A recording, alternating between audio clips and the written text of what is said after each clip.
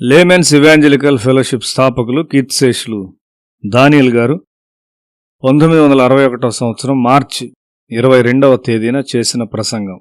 లూకా సువార్త 9వ అధ్యాయము 24వ వచనము. తన ప్రాణమును రక్షించుకొనగోరువాడు దాన్ని పోగొట్టుకొను, నా నిమిత్తమై తన ప్రాణమును పోగొట్టుకున్నవాడు దాన్ని రక్షించుకొను. యేసుక్రీస్తు ఇక్కడ ఒక గొప్ప సత్యమును తెలియజేయుచున్నాడు. బైబిల్ సూత్రాలు ఈ లోకపు సూత్రాలకు వ్యతిరేకమైనవి. ఎవడైనా పై స్థాయికి ఎదగోరినట్లయితే అతడు తప్పక తనను తాను తగ్గించుకొనవలసి ఉన్నాడు. ఎవడైనా కృప మరియు శక్తితో నింపబడవలనని కోరినట్లయితే అతడు మొదట చావవలసి ఉన్నాడు.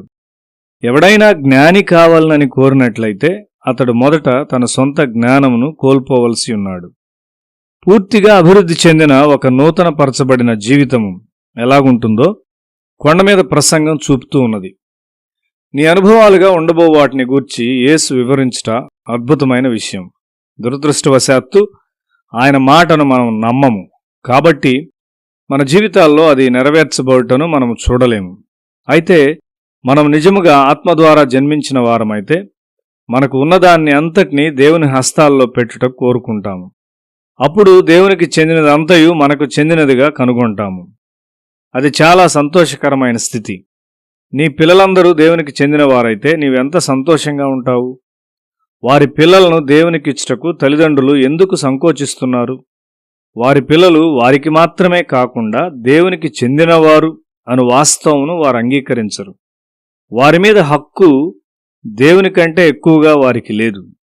కొరింథీయులకు రాసిన మొదటి పత్రిక 6వ అధ్యాయం 19వ వచనము, మీ దేహము దేవుని వలన మీకు అనుగ్రహింపబడి మీలోనున్న పరిశుద్ధాత్మక ఆలయమై ఉన్నదని మీరు ఎరుగరా? మీరు మీ సొత్తు కారు. కాబట్టి మనము మన సొత్తు కాదు. నీ శరీరము నీ సొత్తు కాదు అని నీవు ఎరుగుదువా? అప్పుడు నీవు దేవుని సన్నిధికి వెళ్ళినప్పుడు వస్త్రధారణ ఎలా చేసుకోవాలో నీవు తెలుసుకుంటావు. నీ ముఖము నీది కాదు. నీ ముఖము దేవునికి అంగీకారంగా ఉన్నదా? దేవుని లేఖనములతో నీ హృదయం నీవు కడుక్కున్నప్పుడు నీ ముఖములోనికి పరలోకపు సౌందర్యం వచ్చును. ప్రకాశించే ముఖము గల ఒక స్త్రీని నేను చూచాను. అది ఎంతో ప్రకాశమానమైనదిగా ఉన్నది. దానికి కారణము నేను ఆమెను అడగవలసి వచ్చింది. ఆమె ఈ మధ్యనే ప్రభువును తెలుసుకుంట ద్వారా తన హృదయము మార్పు చెందినదని నాతో చెప్పింది. నీవు నీ సొత్తు కావు. నీవు సొత్తు కావని ఎరుగుట ఆత్మీయ జీవితంలో ముందుకు వెళ్ళట్లో ఒక పెద్ద మెట్టు. అంతేకాదు, అది ఒక అత్యవసరమైన మెట్టు. నీవు ఆ స్థాయికి రానట్లయితే నీవు దుఃఖించాలి. వారి పిల్లల యొక్క అనారోగ్యతకు మరియు బాధలకు చాలామంది తల్లులు నిందించబడవలసి ఉన్నారు. ఎందుకనగా వారు తమ సొత్తు కాదు అని వారు తెలుసుకోలేకపోయారు. నీ శరీరమును మరియు నీ వస్త్రములను నీవు విసర్జించు సమయం వచ్చున్నది. నీవు నీ సొత్తు కాదు. నీ ఇల్లు నీది అని ఆలోచిస్తావు. లేదు, అది నీది కాదు. దేవుని మహిమ కొరకు నీవు దాన్ని ఉపయోగించిన మేరకు అది నీది. అయితే నీవు ఒక ఇంటిని నిర్మించావు. అది నీ స్వంతమని నీవు ఆలోచించినట్లయితే నీవు దాన్ని స్వాధీనపరచుకొనలేవు. రాజైన సౌలు సింహాసనము తన స్వంతమని తలంచాడు. అతడు దాన్ని పోగొట్టుకున్నాడు. అయితే దావీదు సింహాసనమును తన స్వంతము కొరకని కోరలేదు. అతడు తన కొరకు, తన కుటుంబము కొరకు దేవుని దీవెన్ను కోరుకున్నాడు.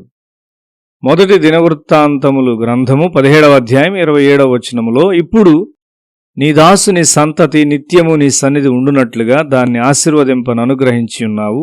యెహోవా, నీవు ఆశీర్వదించిన ఎడల అది ఎన్నటెన్నటికి ఆశీర్వదింపబడి ఉండును అని ప్రార్థించాడు.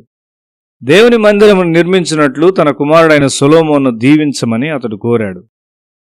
ఒక శుద్ధ హృదయంతో దేవుని వెదకట తప్ప మరి దేని మీద ఆధారపడవద్దని సొలొమోనుకు చెప్పాడు. అందువలన దావీదు రాజ్యము స్థిరపరచబడింది.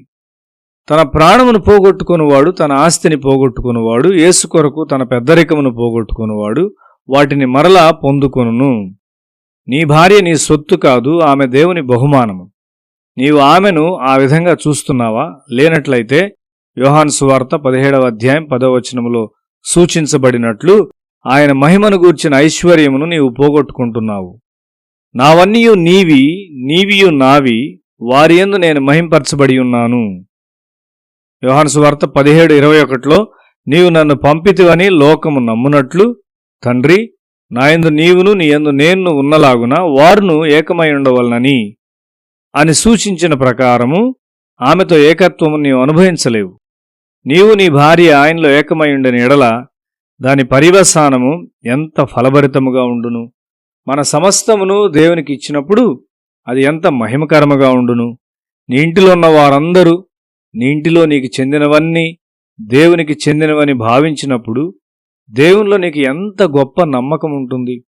మరణిస్తున్న తన కుమారుని కొరకు ప్రార్థించిన ఒక మనిషిని నేను ఎరుగుదును.